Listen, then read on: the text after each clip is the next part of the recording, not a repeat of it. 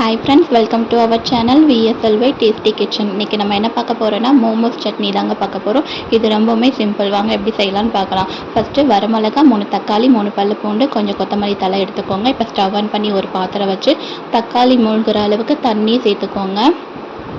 இப்போ நம்ம எடுத்து வச்சிருக்கிற தக்காளி, வரமிளகா, பூண்டு, கொத்தமல்லி எல்லாத்தையுமே இதில் ஆட் பண்ணிக்கலாம். இது 10 மினிட்ஸ் வந்து நல்லா பாயில் பண்ணி விடுங்க. தக்காளியோட தோல் வந்து பீல் ஆகிற அளவுக்கு நல்லா பாயில் பண்ணி எடுத்துக்கலாம்.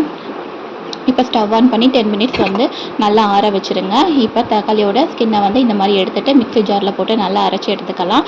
இப்போ ஒரு கடாய் வச்சு 3 டீஸ்பூன் எண்ணெய் விட்டுக்கோங்க. அதில் சின்ன சின்னதாக கட் பண்ண பூண்டு, சின்ன சின்ன கட் பண்ண இஞ்சி சேர்த்துக்கோங்க. இப்போ நம்ம அரைச்சி வச்சுருக்கிற பேஸ்ட்டையும் இதில் ஆட் பண்ணிக்கலாம். இப்போ டேஸ்ட்டுக்காக கொஞ்சமாக உப்பும் 1/2 டீஸ்பூன் சுகரும் ஆட் பண்ணிக்கோங்க. இப்போ டொமேட்டோ கெச்சப் 1 டீஸ்பூன் சேர்த்துக்கோங்க. இப்போ எல்லாத்தையும் சேர்த்து நல்லா மிக்ஸ் பண்ணி விடுங்க.